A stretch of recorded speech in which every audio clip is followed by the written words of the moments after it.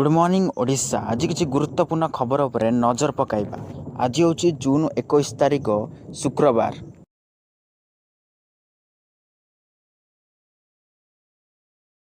आउ 4 जिले में छुईला मौसुमी वायु। नवरंगपुर, कलाहांडी, रायगड़ा और गजपति जिलार किछि अंश को छुईला दक्षिण पश्चिम मौसुमी वायु। पूर्वर मालकानगिरी, कोरापुट जिला छुईला मौसुमी वायु। पाग अनुकूल थिबार आसंता 3 दिन मध्य अनेक जिले में छुईब दक्षिण पश्चिम मौसुमी वायु। सेपटे आसंता 5 दिन जाए बिजुली घड़घड़ी सह वर्षा हवा संभावना रही। पवन बेग घंटा प्रति 30 ରୁ 40 किलोमीटर रहिबो। 21 ରୁ 22 तारिख वर्षार परिमाण बढ़िबो। आसंता 5 दिन जाए वर्षा संभावना रही। एने 20 जिला को येलो वार्निंग जारी करा जायछि। सही जिला गुड़िक है बालेश्वर, भद्रक, जाजपुर, केन्द्रापड़ा, कटक, जगतसिंहपुर, मयूरभंज, केउझर, अनुगुल, ढेंकानाल, देवगढ़, सुंदरगढ़, खोर्धा, नयागढ़, बौद्ध, गंधमाल, गजपति, गंजाम, रायगड़ा और पुरी जिला यही सबु जिला गुड़ी को येलो वार्निंग जारी करा जायछि। सेपटे राज्य में मौसुमी पाई लागिपारे आउ 2 दिन। तेबे सारा राज्य में वर्षा हेबा पाई 24 तारिख मध्य होइपारे बोली पाणीपाग विभाग आकलन करिछि। वर्षार सर्वाधिक प्रभाव 26 तारिख देखादेव, जहाँ 29 तारिख जाए लगी रहिबो। परवर्ती अपडेट रही। आज दिन बढ़िला सकाळुआ स्कूल। आज सकाळ 6:30 दिन 10:30 पर्यंत स्कूल चलिबो। खरा गुळुगुळी को दृष्टि रखी सकाळुआ स्कूल बढ़ागला। 22 तारिख ठारू समस्त स्कूल स्वाभाविक भाव चलिबो। एने गणशिक्षा विभाग पक्षर सूचना दि जाइछि। परवर्ती अपडेट रही। T20 विश्वकप समय ओडिशा क्रिकेट प्रेमी खुशी खबर। पाखापाखि 2.5 वर्ष पर कटक बारवाटी स्टाडियम को फेरी अंतर्जातीय मुकाबिला। आसंता फेब्रुआरी 9 तारिख में बारवाटी भारत और इंग्लैंड मध्य दिनिकिया मैच खेल। बारवाटी शेष दिनिकिया मैच 2019 डिसेम्बर 22 तारिख में भारत और वेस्टइंडिज मध्य खेल जाइथिला। दीर्घ 5 वर्ष पर बारवाटी दिनिकिया मैच खेल। 2025 जानुआरी 22 तारिख ठारू इंग्लैंड दलर भारत गस्त आरंभ होब। यही समय भ्रमणकारी दलर भारत में 5टी T20 एवं 3टी दिनिकिया मैच खेल। भारत एवं इंग्लैंड दिनिकिया सीरीज द्वितीय मैच बारवाटी स्टाडियम रे खेल। प्रथम मैच फेब्रुआरी 6 नागपुर एवं फेब्रुआरी 12 तारिख में अहमदाबाद रे तृतीय मैच खेल। परवर्ती अपडेट रही। राज्य में धान क्विंटाल पिछा 3100 टंका को वृद्धि।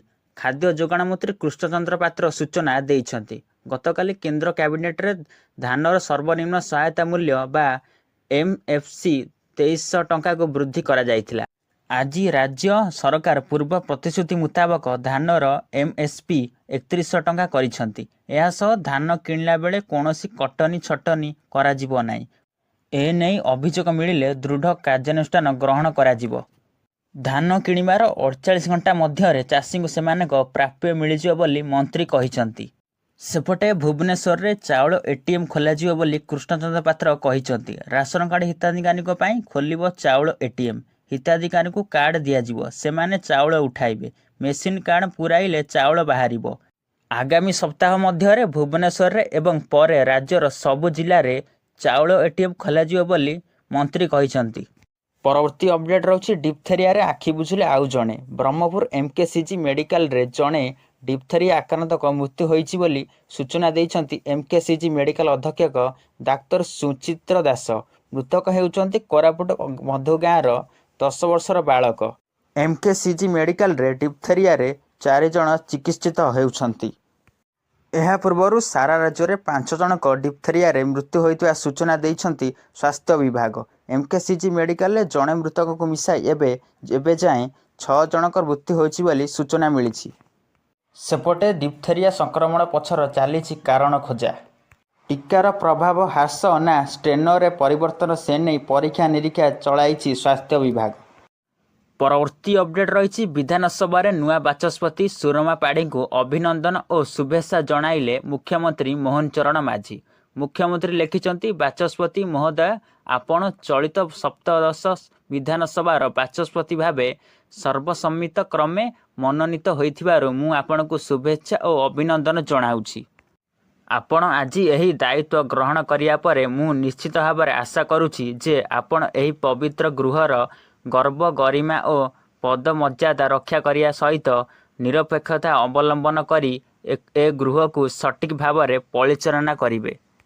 ଆମ୍ଭେମାନେ ସମସ୍ତେ ଓଡ଼ିଶାବାସୀଙ୍କ ପାଇଁ ନିଷ୍ପାପର ଭାବେ ସେବା କରିବା ନିମନ୍ତେ ଦୃଢ଼ ସଂକଳ୍ପ କରିବା। ଏହିସବୁ ଲେଖିଛନ୍ତି ମୁଖ୍ୟମନ୍ତ୍ରୀ ମୋହନ ଚରଣ ମାଝୀ। ପରବର୍ତ୍ତୀ ଅପଡେଟ୍ ରହିଛି ରାଜଧାନୀ ଦିଲ୍ଲୀରେ ଭୀଷଣ ଗରମ ଜାରି ରହିଛି। କମିବା ବଦଳରେ ଦିନକୁ ଦିନ ତାପମାତ୍ରା ବଢ଼ିବାରେ ଲାଗିଛି। ଅସହ୍ୟ ତାତି ଓ ତତଲା ପବନରେ ଅସ୍ତବ୍ୟସ୍ତ ହୋଇପଡ଼ିଛି ଜନଜୀବନ। ତେବେ ଏହାରି ଭିତରେ ଅଂଶୁଘାତ ଜନିତ ମୃତ୍ୟୁ ସଂଖ୍ୟା ବଢ଼ିବାରେ ଲାଗିଛି। ତେବେ ଗତ 9 ଦିନ ମଧ୍ୟରେ 190 ଜଣ ବାସହୀନଙ୍କ ମୃତ୍ୟୁ ହୋଇଛି। Centre for holistic development NGO report ପ୍ରକାଶ କରିଛି। ପରବର୍ତ୍ତୀ ଅପଡେଟ୍ ରହିଛି ବିଷାକ୍ତ ମଦ ନେଉଛି ଜୀବନ।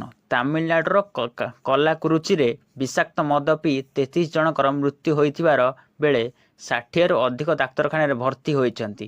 ବିଷାକ୍ତ ମଦ ମୃତ୍ୟୁ ସଂଖ୍ୟା ବଢ଼ିବାରେ ଲାଗିଛି। ପୋଲିସ ଏହି ମାମଲାରେ ତଦନ୍ତ କରି ଜଣେ ବ୍ୟକ୍ତିଙ୍କୁ ଗିରଫ କରିଛି। ଗିରଫ ବ୍ୟକ୍ତି ହେଲେ କେ କହ୍ନୁକୁଟି।